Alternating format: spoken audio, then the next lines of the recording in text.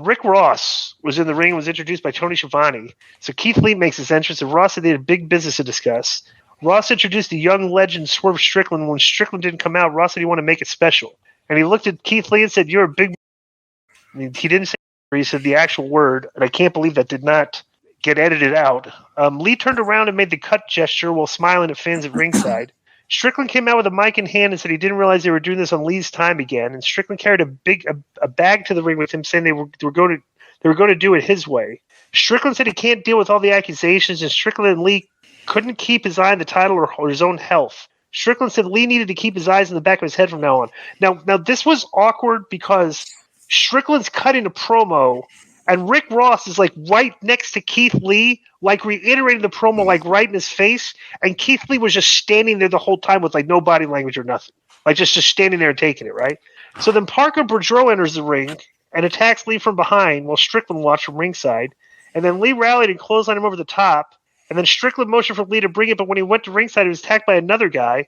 We never even found out who this other guy was, but the visual picture was, they beat him down.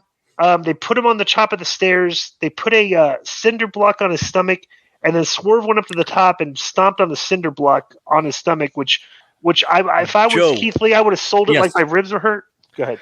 Find out who was the guy that had the tattoos on his face, because he looks like a Miami rapper called Stitches. And Rick Ross is from Miami. I wonder if it was him, because him and that other guy. What was the other guy that attacked him? The Parker Boudreaux. He's the guy that. They both look mega green. That was a whack beat down for their size. That looked really bad.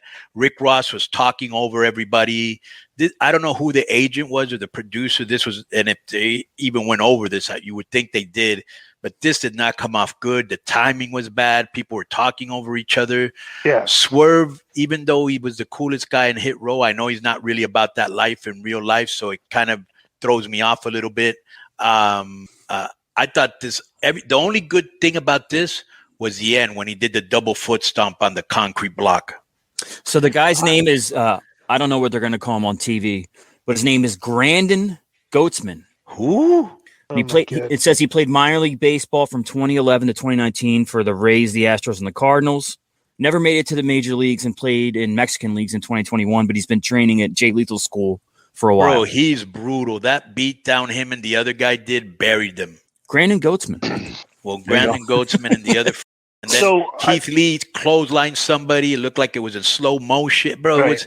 The whole thing was terrible. Right. But let me say this. This is what – so I was watching something on my computer, okay? And I was watching the TV was on, okay, but the sound was down. It was on AEW. Like I was changing the channel. I was like, oh, I forgot AEW's on. And I was watching this segment with no sound. Right. And I was like, so when I looked at this other guy came out, I was like, my immediate thing is like, why are these two skinhead characters beating up Keith Lee for Swerve? Because that's what they look like. Because I saw a picture. I saw a picture on Twitter, and they did look like skinheads. They look like skinheads. Why would these skinheads be hanging out with Rick Ross and Keith and Swerve? Right? It's a complete mishmash of like whatever. So